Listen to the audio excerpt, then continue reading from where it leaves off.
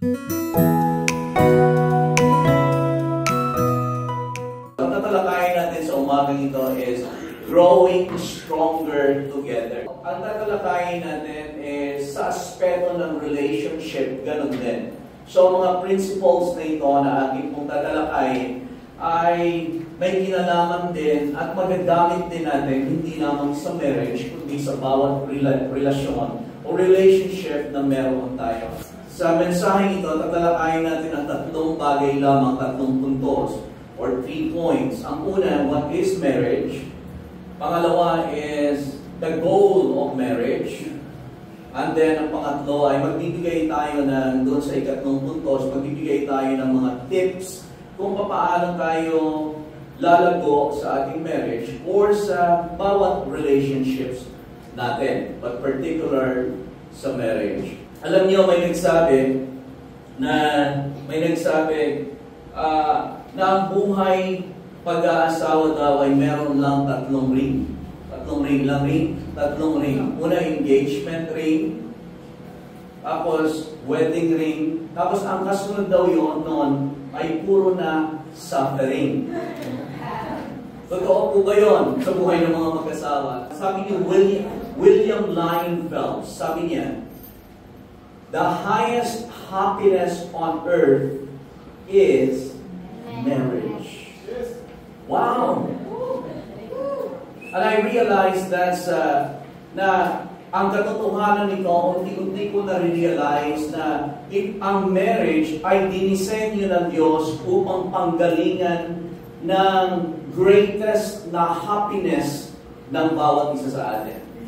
Sa mundong ginagalawan natin, maraming mga marriages ang nasisira, maraming mga marriages na instead na lumago, yumabong, ay sa paglipas ng panahon, merong mga mag-asawa na parang ini-endure na lamang ang isa't isa. This is one thing that I realized, kaya sabi ko merong urgency, kasi the more I study this, is the more na-realize ko ang breakdown ng moralidad sa atin sa kapanahunan sa ngayon, at ang matitingnan mo na naging source ng breakdown ay sa breakdown ng marriages. Kasi hindi natin alam kung ano ang purpose ng Diyos sa pagsasama ng isang babae at ng isang lalaki. Una na, what is marriage? Babasahin natin muna ang Matthew chapter 19, verse number 6. Basahin natin mula sa verse 4.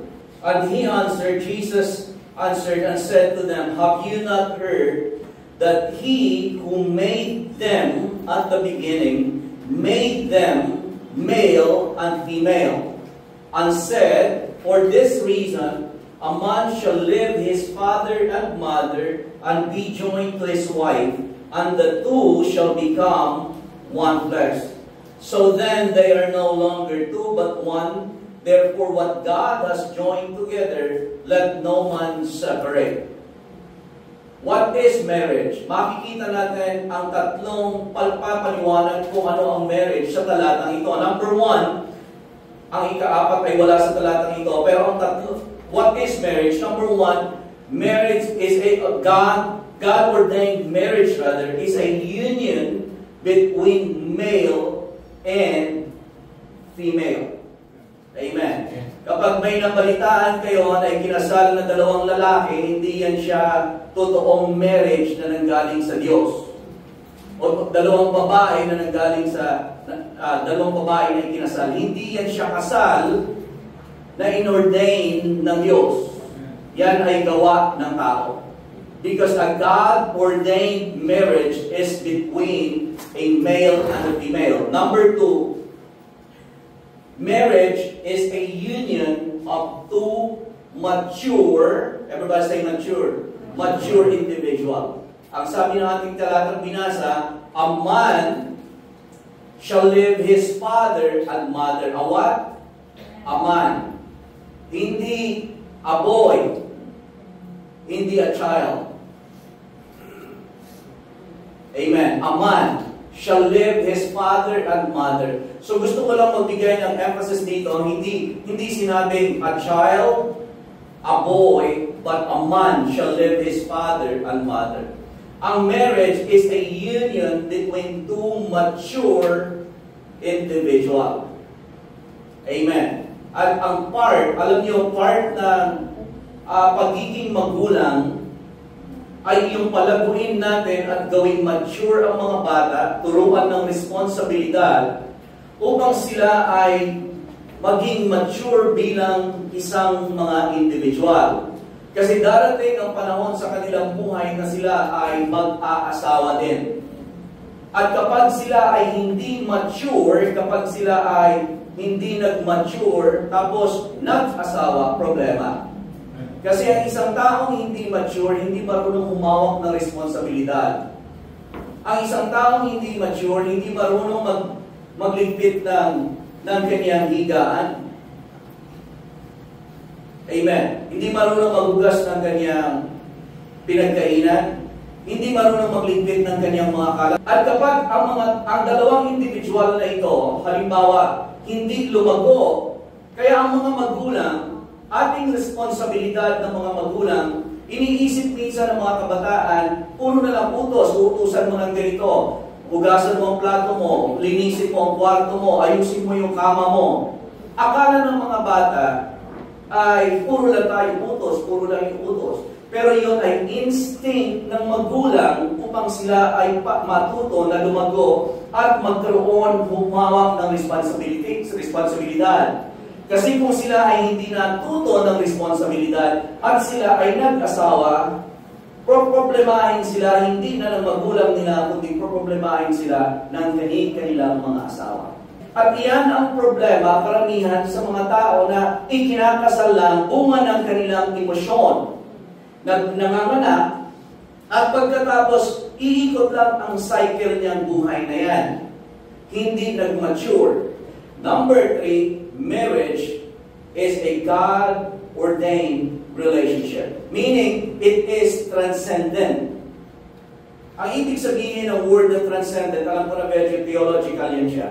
Ang ibig sabihin ng transcendent is not of this world. Ang totoong marriage ay Diyos ang nag-akda. Right? Inakda na yan ng Diyos. Kaya kung kayo ay kinasal sa simbahan, ang Diyos ang may akda niyan. Supernatural yan siya. Kaya alam niyo sa totoo lang, this is my personal conviction. At mapapakita ko sa inyo mamaya. Ang marriage na ginawa sa Huwes ay hindi siya God-ordained marriage. Although legal.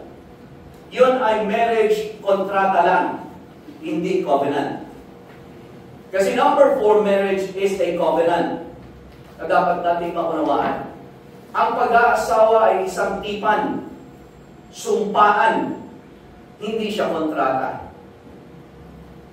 Kaya kung papasok kayo halimbawa sa pag-aasawa, dapat ninyong malaman, o doon sa mga mag-asawa, dapat alam ninyo na ito ay tipan, hindi lang siya sumpaan. Ay hindi lang siya kontrata. Transcendent ang pag-aasawa. Ang marriage is transcendent. Ang Diyos ang may akda. Kaya sabi diyan, a man shall leave his father and mother and be joined to his wife, and the two shall become one flesh. Amen. Therefore, what God has joined together. Sino nag-join? God has joined together. Let no man separate. Amen. Kasi ang Diyos ang nagdugtong sa inyong dalawa, kung alam ninyo. Amen. So you don't go to church para magpakasal for marriage. You don't go to church for marriage and then pupunta kayo sa korte para mag-file ng divorce or annulment. Hindi pwede. Kasi kung ano ang pinagdugtong ng Diyos, kasi transcendent yan, siya kasama ang Diyos. Sa kalagitnaan ng marriage, kasama ang Diyos. Amen. Siya ang may akda, kahit sa umpisa pa. Kaya ito paalala ko, mga kapatid, sa atin na may mga asawa. Alamin natin na ang ating pagpapakasal, hindi lamang yan siya isang kontrata, kundi ito ay God-ordained na relationship. And number 4, marriage is a covenant. Covenant, sabihin natin covenant. Malachi chapter 2 verse 14, ang sabi doon, yet she is your companion and your wife by covenant. Amen. Minsan sa bawat relasyon natin, nakikita natin na parang nagkakaroon tayo ng problema sa ating mga relasyon. Pero ito ay mga sintomas na nakikita natin. Ang kailangan natin i-deal ay yung pinaka-pundasyon. And most of the time, ang pinaka-pundasyon na hindi natin alam sa pag-aasawa ay kung ano ang marriage. Ang marriage is a covenant. So marami sa ating mga binata dito. Marriage is a covenant. Tandaan ninyo, marriage is not it's not a contract. Anong kaibahan ng contract? What's the difference between a contract and a covenant? A contract is an agreement between parties, while a covenant is a pledge, sumpaan, panunumpa. Ang covenant, ang contract ay kontratahan lang. Kontrata sa both parties, pero ang covenant ay panunumpa. While contract is legally binding, ang contract legally magbabind siya. But a covenant is a spiritual pledge based on a relationship. Halimbawa sa kontrata, pwede kayo magpirmahan ng contract, ang dalawang tao. Kahit wala silang relasyon, pero ang covenant hindi. Sumpaan niya ng dalawang tao ang may relasyon. A contract is an agreement you can break, while a covenant is a perpetual promise. Ang kontrata, halimbawa dito, sa building na ito, meron tayong kontrata. Pero pwede yan siyang, you can opt out, ika nga. Pwede mo siyang i-break. Halimbawa, hindi na tayo nagbayad. Ay palalabasin ka. So, ang kontrata nyo nawala na. Pero, ang covenant ay iba. Amen. A contract is an agreement you can break, while a covenant is a perpetual promise. Pangako yan siya habang buhay. Kaya sinasabing, makakasalan mo ba ang babaeng ito? At nangangako ka na magsasama kayo for better, for worse, for richer, for poorer, till death do you part. A contract, you can opt out of a contract, while a covenant is about having the strength to hold up your part of the promise. So pwede mong labasan ang isang kontrata, pero ang isang sumpa or promise or pledge is about having the strength to hold up to your promise. Ang sumpa, katulad na ang Panginoon kapag nanumpa, sabi niya kay Abraham, ask for me. Ganito ang gagawin ko. Amen. So, halimbawa man hindi naging meron mang mali sa karelasyon, subalit ask for me, tutuparin ko ang covenant ko sa iyo. Amen. Ano man ang nangyayari, halimbawa, nagawan mo man ako ng pagkakamali, nagkasala ka man sa akin, halimbawa, but ask for me, I will hold on and hold up to what I have pledged to you. Trinity ay involved. At dilika niya ang tao, at dilika niya ang lalaki, dilika niya ang babae, pinagsama sila. Kasi ang purpose ng Diyos sa marriage ay magiging refleksyon ang marriage ng kung sino ang Diyos bilang unity. Ganon yung purpose niya. Kaya mahalaga, ang Diyos is unified. Trinity, in one God, na pinakita niya at pinahayag ang kanyang sarili sa tatlong persona, Father God, Father, Son, and the Holy Spirit. Kaya sabi niya, let us make man in our image, in our likeness. God is the creator of marriage. Kaya ang marriage is a covenant. Kaya kayong mga lalaki, maging mga babae, isa pa sa isisingit ko, na ang pag-aasawa, dahil sa ang pag-aasawa ay covenant, hindi kayo pwedeng makipagtipan sa hindi kapwa mananampalataya. 2 Corinthians chapter 6 verse 14 to 17. Ganito makikita natin. Do not be unequally yoked together with unbelievers. For what fellowship has righteousness with righteousness, with lawlessness? And what communion has light with darkness? Tayo mga mananampalataya, tawag sa atin, we are the light of the world. Ang mga hindi mananampalataya ay namumuhay sa kadiliman. Dilim. Gaano man kaganda ang tingin niya sa babae, kung yan ay hindi nakakilala kay Jesus at tinanggap si Jesus sa kanyang buhay, ang tawag ng Bible dyan, darkness. Ang Panginoon niyan, Belial. Ang family niyan ay hindi family ng Diyos. Gaano mo pa niyan siya ipangatuwiranan sa sarili mong kaisipan? Ang tawag ng Biblia dyan, hindi. Unequally yoked. Ano pa ibang bagay na difference ng contract at ng covenant? A contract exchange one good for another, while a covenant is giving oneself to the other. Yun yung isa sa mga gusto ko. Ang kontrata, nagpapalitan kayo ng, halimbawa dito, again, ang kontrata natin dito, para mag-stay tayo. Ang palit natin sa kanila, bayad, pera. So palitan siya, kontrata yun. Pero ang contract, while a covenant is giving oneself to the other. Magbibigay. Ang nais ng Panginoon sa atin, again, hindi lang pumasok sa pag-aasawa. Kasi madali lang pumasok. Pwede kayo ikasal. At ang tanong, pag kinasal kayo, meron ba kayong relasyon? Meron. May relasyon kayo. Anong relasyon ninyo? Mag-asawa.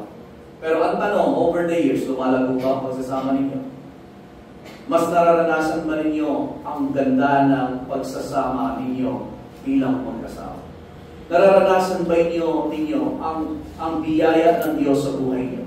Nararanasan niyo ba bilang mag-asawa? Nararanasan niyo ba ang pag-ibig ng Diyos sa inyo? Ang biyaya niya, ang provision niya, ang kagandahan ng Diyos?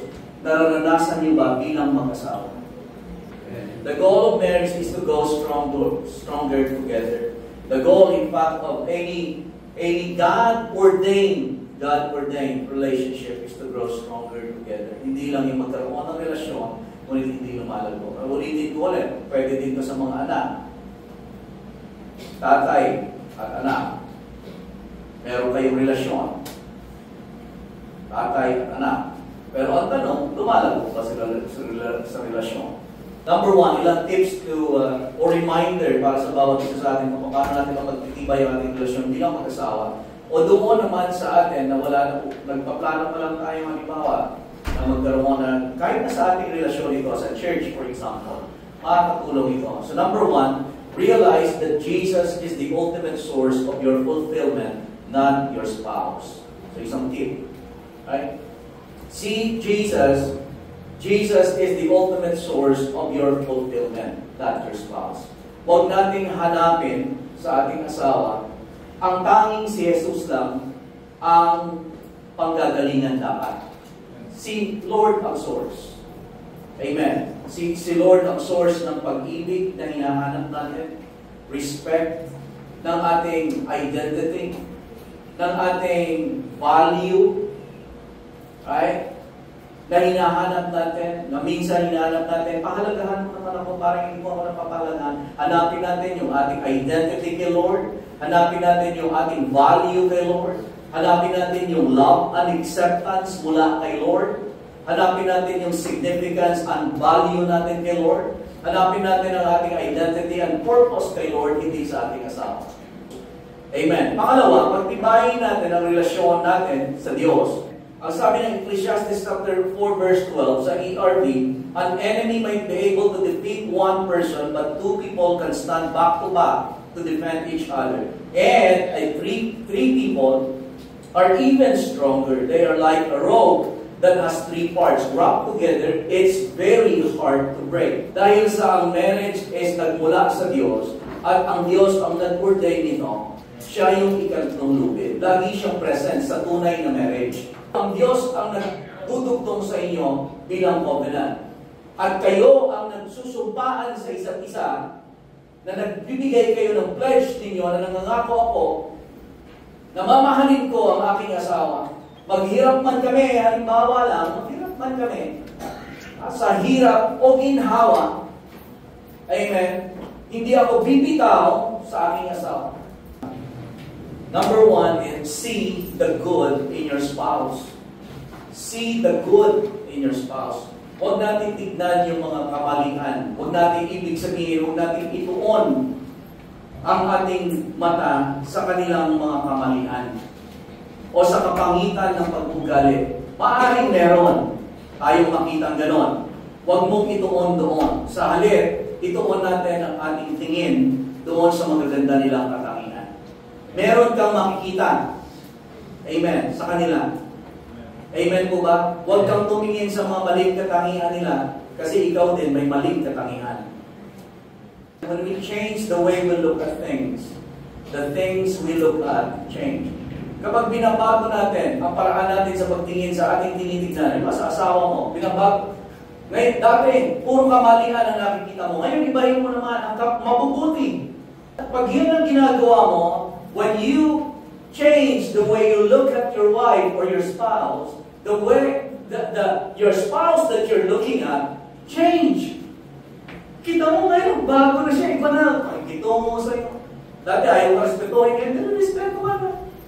See the good in your spouse, and the number 2, say good things to your spouse. Magsalita kayo ng magagandang bagay sa kanya. Amen. Katulad na limbawa na, talagang magpapasalamat ako sa Panginoon na ikaw ang napangasawa ko. Wow! Amen. Say something, say good things to your spouse. Yung mga bagay na ito, kung gagawin natin, makakatulong yan sa atin, sa marriage natin. Amen? And then lastly, is sow something into your spouse. So, magtanim tayo or into your marriage. Again, a great marriage isn't something that just happened. A good marriage, hindi siya nangyayari ng pusa. Ito ay dapat nagtatanim tayo at intentional na gusto nating lumago sa ating marriage. Something that just isn't something that just happened. It's something that must be created. But Genesis chapter 2 verse 24, therefore a man shall leave his father and mother and be joined to his wife, and they shall become one flesh. Yung word na join dyan, sa Hebrew yan siya, hindi ko na palalaliman pa, pero ang Hebrew word yan is dabag. Ang ibig sabihin, cling or adhere, or to catch by pursuit. Join to his wife. To catch by pursuit. Parang gusto mong i-pursue, hulihin para i-pursue. Or pursue hard with affection and devotion. A man shall leave his father and mother and be joined, pursue his wife. Dati, nililigawan natin yung ating mga asawa. Right? Aakyatin mo. Kahit naharangan ka man, pigilan ka ng mga kapatid, magkikita kami. Aakyatin ko yan sa bintana, makita mo lang. Ha? O ano man ang ginagawa natin nung nililigawan natin sila dati. Pero nung nangyari, ano na nangyari? Nung tayo ay magkasawa na, wala na. Wala nang pursuit. Hindi na tayo nagsuso something into our marriage. Nagtinitignan na lang natin ang mga kamalian ng isa't isa. Nasa halip na magsalitaan tayo ng mabubuting bagay, ano ang mga binabato natin? Ay, ang gano'n naman eh! Pursue hard with affection and devotion. Sow something into your marriage. Magtanim tayo. Amen. Maliban doon sa mga magagandang pananalita. Sow good things sa ating spouse. Hindi lamang ito sa yung lalaki, kundi sa lalaki at babae. Yung mga lalaki, magtanim tayo. Ligawan natin ulit sila. Amen. Yung mga babae. Ligawan, paglingkuran. Gusto ng mga babae yan. Maaaring kayo ay mas makakapag-isip ng kung anong mga bagay na maaari ninyong itanim sa inyong asawa. So, ganoon din sa atin, sa relationship natin dito sa church, unahin natin ang Panginoon. Amen? Jesus is our source. And then, we see the good in each other. Sa atin dito, huwag natin tignan ang ating kamalian. Tingnan natin ang kagandahan ng bawat isa sa atin. Amen? Sa atin na, hindi na ito sa pag-aasawa, kundi sa atin. We say good things to one another. Magsalitaan tayo ng magaganda sa isa't isa. Amen? Gamitin natin ang ating mga salita. Because death and life are in the power of our tongue. And then we sow with it to each other. Nagtatanim din tayo kung anong tulong mo may ibigay natin tulong, tumutulong tayo sa isa't isa upang lumalago ang ating relasyon. Amen po ba?